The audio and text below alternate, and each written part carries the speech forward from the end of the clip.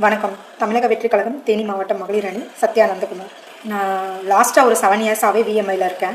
And இப்போ கட்சின்னு ஆரம்பிச்சதுலேருந்தும் field work நான் பார்த்துட்டு தான் இருக்கேன். டிவிக்கே சத்யா நந்தகுமார்னு ஃபேஸ்புக், இன்ஸ்டா, ட்விட்டர், யூடியூப் இது எல்லாத்துலேயும் இருக்கும். ஸோ இதெல்லாம் நீங்கள் பார்த்தீங்கனாலே நான் ஃபீல்டு ஒர்க் பண்ணது எல்லாத்தையுமே நான் அதெல்லாம் வந்து அதில் அப்பப்போ அப்லோட் பண்ணிட்டு தான் இருக்கேன். இப்போது ரீசெண்டாக பார்த்தீங்கன்னா தேனி மாவட்ட நிர்வாகிகள் எல்லாருமே வந்து என் மேலே கேஸ் இருக்குது. ஸோ ஆனந்த் சாரே சொல்லிட்டாங்க சத்யா மேலே கேஸ் இருக்குன்னு. ஆனால் அதனால சத்யாவுக்கு வந்து தேனி மாவட்ட மகளிர் அணியில் எந்த ஒரு அங்கீகாரமும் கொடுக்க வேணாம்னு சொல்லிட்டாங்க அப்படின்னு சொல்கிறாங்க. இது எதனாலன்னு பார்த்தீங்கன்னா, தேனி மாவட்ட செயலாளர் லெஃப்ட் பாண்டி மற்றும் பிரகாஷ் இவங்க 2 பேரும் பார்த்தீங்கன்னா சொந்தக்காரவங்க தான். இவங்க 2 பேருக்கும் சொந்தக்கார பொண்ணு தான் அந்த அஜிதா தேவேந்திரன். ஸோ அவங்கள வச்சு நல்லாவே கேம் ப்ளே பண்ணுறாங்க. ஸோ அந்த பொண்ணு ஆனந்த் சார்கிட்ட போயிட்டு இந்த மாதிரி சத்யா மேலே 4 கேஸ் இருக்குது, அந்த பொண்ணுக்கு இதுக்கு தேனி மாவட்ட மகளிர் அணி பொறுப்பாளர் கொடுக்குறீங்க, நீங்கள் எனக்கே வந்துட்டு அந்த போஸ்டிங் கொடுங்க அப்படின்னு பேசியிருக்காங்க. ஸோ அதை வச்சு இப்போ தேனி மாவட்டம் ஃபுல்லாக என் மேலே 4 கேஸ் இருக்குன்னு சொல்கிறாங்க. பிரகாஷ் அண்ணா ஆஃபீஸில் உள்ள ஒரு 5 பேர் நிற்கிறாங்க, ஆஃபீஸ்க்கு வெளியே ஒரு 20 பேர் நிற்கிறாங்க. தேனி மாவட்டத்தில் கழக வக்கீல் சக்தி அப்படின்னு சொல்லிட்டு வடக்கு மாவட்டத்தில் ஒருத்தர் இருக்காரு. அவர் வந்து இத்தனை பேருக்கு முன்னாடியும் விரல் விட்டு சொல்கிறாரு, 2020 உங்கள் மேலே அடிதடி கேஸ் இருக்குது, 2021 உங்கள் மேலே அந்த கேஸ் இருக்குமா, 2022 இந்த கேஸ் இருக்குமா, ஒவ்வொன்றா எனக்கு சரியாக கூட அது ஞாபகம் இல்லை, ஒவ்வொரு கேஸாக சொன்னாங்க. ஸோ நான் சொன்னேன், ஓகே சார் எங்கள் அப்பா பேர் என்னன்னு கேட்டேன். உங்கள் அப்பா பேர் எனக்கு தெரியலம்மா அப்படின்னாரு. எங்கள் அப்பா பேர் தெரியாமல் என் மேலே என்னென்ன கேஸ் இருக்குங்கிற டீட்டெயிலை உங்களால் சொல்ல முடியுமா சார் அப்படின்னு. அதான் நான் கழக வக்கீல் அப்படின்னாரு. கழக வக்கீல்னா கழக தோழர்களுக்கும் கழக தோழிகளுக்கும் உறுதுணையாக ஒரு அரணா ஒரு பாதுகாப்பாக இருப்பாங்கன்னு தான் நான் நினச்சிட்டு இருந்தேன். பட் வந்து இங்கே அப்படி கிடையாது. என்ன ஒரு பொண்ணு வேலை பார்க்குறாங்களோ அவங்கள டவுன் பண்ணி பேசுறது தான் கழக வக்கீல் அப்படிங்கிறது இப்போ தான் புரியுது. 4 கேஸ் இருக்கிறதுக்கான எவிடன்ஸ் கொடுங்கன்னு கேட்டாலும் கொடுக்கல. இப்போ வரைக்கும் கொடுக்கல. ஆனால் எந்த கேஸும் இல்லைங்கிறதுக்கான எவிடன்ஸ் என்கிட்ட இருக்குது. செல்ஃப் வெரிஃபிகேஷன் சர்டிஃபிகேட் என்கிட்ட இருக்குது. அதை நான் எடுத்துகிட்டு போய் ஆனந்த் சார் கிட்ட காமிச்சாலும் பெருசாக எந்த ரெஸ்பான்ஸும் இல்லை. சார் இந்த மாதிரி தேனி மாவட்டத்தில் இருக்கிற எல்லாருமே என்னை வந்து இப்போ தப்பாக பேசுகிறாங்க சார் அப்படின்னு சொல்லிட்டு நான் கேட்டேன். அவர் வந்துட்டு உடனே கால் பண்ணி, என்னம்மா எந்த ஒரு தப்பும் இல்லாத ஒரு பொண்ணு மேலே எப்படிமா இவ்வளோ பெரிய குற்றத்தை நீங்கள் வச்சிங்கன்னு கேட்கலாமே. ஆனால் எதுவுமே கேட்கலையே. ஏன் கேட்கல?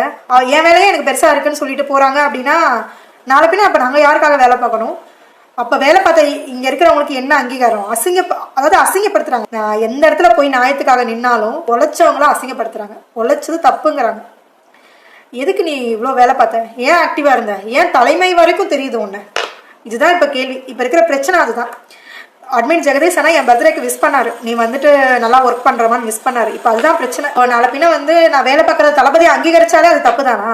அப்போ நாங்கள் யாருக்காக வேலை பார்க்குறோம்? அந்த தளபதிக்காக தான் நாங்கள் வேலை பார்க்குறோம். தளபதிங்கிற முகத்துக்காக தான் வேலை பார்க்குறோம். வேலை பார்த்தோம், வேலை பார்க்க விடலை. இப்போது லாஸ்ட்டாக வந்து பார்த்தீங்கன்னா 2 மந்த்ஸாகவே நான் எந்த வேலையும் பார்த்துருக்க மாட்டேன். அவர் வந்து என்னை தளபதி எழுதின கடிதத்தை கொடுக்கக்கூடாதுன்னு சொன்ன உடனே நான் உடஞ்சிட்டேன். அதுக்கப்புறம் என்னால் வேலை பார்க்க முடியல. ஏன்னா தளபதி வந்து பெண்களுக்காகன்னு சொல்லிட்டு ஒரு அண்ணனாவும் அரணாவும் உங்களுக்கு இருப்பேன், நான் எப்பவுமே உங்கள் பின்னாடி இருப்பேன், நீங்கள் தைரியமாக இருங்கன்னு ஒரு கடிதம் எழுதியிருப்பார். அந்த கடிதம் வந்து எங்கள் தளபதி பெண்களாகிய எனக்கு ஒரு கடிதம் எழுதியிருந்தார். அதை தமிழக வெற்றி கழகத்தை சேர்ந்த எல்லா பெண் நிர்வாகிகளும் எல்லா மாவட்டத்திலையும் போய் கொடுத்தாங்க. ஆனால் என்ன அதை கொடுக்க விடாமல் பண்ணிட்டாங்க. ஆனந்த் சார் வந்து சத்யா பேரை மென்ஷன் பண்ணி உன்னை வந்து தளபதியோட கடிதத்தை கொடுக்க வேணாம்னு சொல்லிட்டாங்க அப்படின்னு சொல்லிட்டாங்க.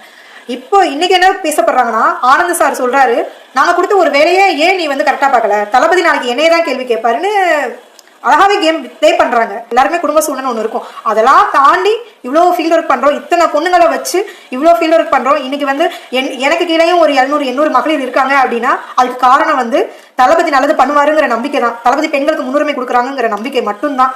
ஆனால் அந்த நம்பிக்கை இன்னைக்கு சுக்குநூறாக உடச்சிட்டாங்க. இப்போ என் கூட இருக்கிற எல்லாருமே பேசுறது என்னன்னா, இவ்வளோ வேலை பார்த்த சத்யா மேலேயே இல்லாத கேஸை சொல்கிறாங்களே, நாளை பின்ன நம்ம போய் வேலை பார்த்தோம்னா நம்ம என்னென்ன சொல்ல மாட்டாங்க அப்படின்னு சொல்லிட்டு எல்லாருமே இப்போ பேக் வாங்க ஆரம்பிச்சிட்டாங்க. தேனி மாவட்ட லெஃப்ட் பண்ணி நான் சொல்லியிருப்பாரு, அவர் போஸ்டிங் வாங்கும்போது சொல்லியிருப்பாரு, விவசாய கடனை அடைச்சது வந்து நாங்கள் தான் அப்படின்னு சொல்லியிருப்பாரு. ஆனால் அந்த விவசாய கடனை அடைச்சதுல என் ஹஸ்பண்டோட பங்கு இருந்துச்சு, அவருக்கு இன்னும் 2-3 பேரோட பங்கு இருக்குது. அது எத்தனை இடத்துல மென்ஷன் பண்ணுறாங்கன்னு தெரியல. எந்த ஒரு விஷயம் பண்ணாலும் அது நானே பண்ணுறேன்னு சொல்கிறதா இருக்கட்டும். இதுமாதிரி வயநாடு கேரளா பிரச்சனையும் என்னோட பங்கு இருந்துச்சு, அதே எங்கேயும் மென்ஷன் ஆகலை. அதே மாதிரி நான் மட்டும் இல்லை, எல்லா அணிகளில் இருந்தும் எல்லா கிளை நிர்வாகிகளும், நகரம், கிளை, ஒன்றியம், மாவட்டம்னு எல்லா நிர்வாகிகளும் எல்லாத்துக்கும் உதவி பண்ணியிருக்காங்க. ஆனால் யாரோட பேரும் தனிப்பட்டு எங்கேயும் மென்ஷன் ஆனதில்லை. மென்ஷன் ஆகிருந்தால் எல்லாரும் கண்டிப்பாக எல்லாரும் உற்சாகத்தோட வேலை பார்த்துருப்பாங்க. அண்ட் அதே மாதிரி நான் தேனி மாவட்டத்தில் கோலப்போட்டி பண்ணியிருப்பேன். அந்த கோலப்போட்டியில் நல்ல ரெஸ்பான்ஸ். எல்லாருமே வந்து பார்த்தீங்கன்னா தமிழக வெற்றி கழகத்தோட கூடிய ஒவ்வொரு வீட்டு வாசல்லையும் வரைஞ்சிருப்பாங்க. அண்ட் அதே மாதிரி நம்ம தளபதியவே அவ்வளோ தத்ரூபமாக வரைஞ்சிருப்பாங்க. ஸோ அந்த கோலப்போட்டி நடந்துட்டு இருக்கும்போது லெஃப்ட் பாண்டியை நான் கால் பண்ணி சொல்கிறார், இந்த கோலப்போட்டியை வந்து நான் சொல்லி தான் நீ பண்ணேன்னு சொல்லு அப்படிங்கிறாங்க. ஒரு பொண்ணோட உழைப்பை திருட்டுறதுலாம் போஸ்டிங்கிறது வந்து ஒரு அங்கீகாரம் தான். அது வந்து யாரையும் தரக்குறைவாக பேசி இன்னொருத்தவங்க வந்து மேலே வரணுங்கிறது கிடையாது. அந்த சொந்தக்காரவங்களுக்கும் அந்த ஒரே ஜாதிக்காரவங்களுக்கும் மட்டும்தான் இங்க அங்கீகாரம் கொடுக்குறாங்க. உழைக்கிற யாருக்குமே வந்துட்டு எந்த ஒரு முன்னுரிமையும் இங்க கிடையாது. தளபதிக்கு கண்டிப்பா இந்த விஷயம் தெரியவே தெரியாது, துளி அளவும் தெரியாது. அவங்களுக்கு அங்கீகாரம் வேணுங்கிறதுக்காக என்ன கஷ்டப்படுத்தி காயப்படுத்தி என்னை தப்பா சித்தரிக்கிறாங்க, என்னை ரொம்பவே தப்பா பேசுறாங்க. இன்னைக்கு பதவி வேணுங்கிறதுக்காக ஒருத்தவங்கள தப்பா பேசி உள்ள போறாங்கன்னா நாளைக்கு பதவியை தக்க வச்சுக்கிறதுக்காக என்ன வேணா பண்ணுவாங்க. இவங்கெல்லாம் மக்கள் சேவை பண்ணுவாங்களாங்கிற நம்பிக்கை எனக்கு சுத்தமா இல்லை. அது மாதிரி மாவட்ட செயலாளர்கள் எல்லாருமே வந்து அவங்களோட சொந்தக்காரங்கிற தைரியம் மட்டும்தான் அப்படிங்கிறத நான் அடிச்சு ஆணித்தனமா நான் சொல்லுவேன். அப்போ வந்து தளபதிக்காக வந்தவங்க, தளபதியை நம்பியே தளபதிக்காக வந்து வேலை பார்க்குற அப்புறம் எங்களை மாதிரி ஆளுங்களோட நிலைமெல்லாம் ஆரம்பத்துல இருந்து 7 வருஷமா உள்ள இருக்கிற எங்க நிலைமை, கட்சின்னு சொன்னவனே வேலை பார்த்த என்னோட நிலைமை, நான் நல்லது பண்ண வந்தேன், அது எனக்கு உள்ள போஸ்டிங் கிடைக்கலன்னா நான் பரவாயில்லன்னு வெளியே போய் மக்களுக்கு நல்லது பண்ணிட்டு தளபதியோட பேரை வச்சு என்னால் என்ன பண்ணணுமோ அதை நான் வெளியே போய் கண்டிப்பாக நான் மக்களுக்கு சேவை பண்ணுவேன். மக்களுக்கு சேவை பண்ணணுங்கிறது என்னோட லட்சியம். அது தளபதியோட வழியில போய் சேவை பண்றது என்னோட கனவு. அதை நான் வந்து தமிழக வெற்றி கழகத்தில் இருந்தால் மட்டும்தான் பண்ணணும்னு கிடையாது. நான் வெளியில போய் தளபதி விஜய் மக்கள் இயக்கங்கிற பேர்ல கூட நான் நல்லது பண்ணலாம், நான் பண்ணுவேன். ஏன் நீ வேலை பார்க்குற, ஏன் இவ்வளோ ஆக்டிவா இருக்க, ஏன் எல்லாருக்கும் போய் சேவை பண்றேன்னா என்ன வெளில வந்ததுக்கு அப்புறம் யாராலையும் தடுக்க முடியாதுல்ல. கட்சின்னு ஆரம்பத்துல இருந்து நம்ம தளபதிக்காக இனிமே நான் தான் நிற்கணும். எங்க தளபதி வராரு, என் தளபதிக்காக எங்க தளபதிக்காக நாங்கள் நிற்கணும். அவர் மனசு எங்களுக்கு நல்லா தெரியும். மக்களுக்கு நல்லது பண்றதுக்கும் மக்களுக்கு சேவை பண்றதுக்கும் மக்களுக்காகவே வரக்கூடிய ஒரே தலைவன் தளபதி, அது எனக்கு தெரியும். இப்போ இதை நான் பேசுறது வந்து தளபதி கிட்ட மட்டும்தான் நான் கொண்டு போகணும்னு பேசுறேன். இதை வந்து யாருமே தளபதியை தரம் தாழ்த்தி யாரும் எடுத்துக்காதீங்க. இது வந்து கண்டிப்பா நான் தளபதிக்கு வைக்கிற ஒரு கோரிக்கை, ஒரு ரெக்வெஸ்ட். அவரை தான் உள்ள இவ்வளோ விஷயம் நடக்குது, தளபதிக்கு காதுக்கு போகாது, தளபதிக்கு தெரியாதுங்கிற தைரியத்துலதான் இந்த எல்லா விஷயமும் பண்ணிட்டு இருக்காங்க. நான் போஸ்டிங் வேணும்னு நினைச்சேன்னா இந்த விஷயத்த நான் வெளில கொண்டு வரவே மாட்டேன். எனக்கு போஸ்டிங் கிடைச்சா போதும். ஆனா சார் அப்படிதான் சொன்னாரு. என்னம்மா நான் போஸ்டிங் கொடுக்குறேன் அப்படிங்கிற மாதிரி பேசுறாங்க. போஸ்டிங் கொடுத்ததுக்கு அப்புறம் என் பேர் சரியாகிடும்னு நினைக்கிறீங்களா?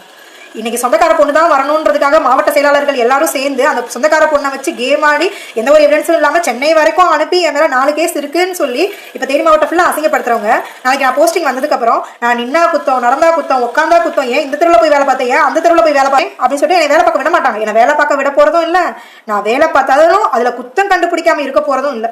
ஸோ அதனால எனக்கு இந்த போஸ்டிங்கும் தேவையும் இல்லை. எனக்கு இவ்வளவு தூரம் குற்றச்சாட்டி ஊரே பேசும்போது என் மனநிலைமெல்லாம் நம்ம ஏன்டா இருக்கோம் அப்படிங்கிற மனநிலைமைக்கு ஆளாக்கிட்டு அதை ஒரு கொஞ்சம் கூட பொருட்படுத்தாம அதற்கான தீர்வு சொல்லாத போது எனக்கு எந்த ஒரு நியாயமும் இனிமே இங்க இருக்கிற யார்கிட்டையும் கிடைக்காதுன்னு எனக்கு தெரிஞ்சிருச்சு. ஸோ இதுக்கு எல்லாமே வந்து நான் தளபதி கிட்ட மட்டும்தான் எனக்கு சொல்யூஷன் கிடைக்கும் நான் நம்புறேன். இது எல்லாமே தளபதியோட பார்வைக்கு போகணும். இதனால வந்து கண்டிப்பா ஒரு சொல்யூஷன் எனக்கு மட்டும் இல்லை, எல்லா மாவட்டத்திலையும் கிடைக்கும் அப்படின்னு நான் நம்புறேன். நன்றி.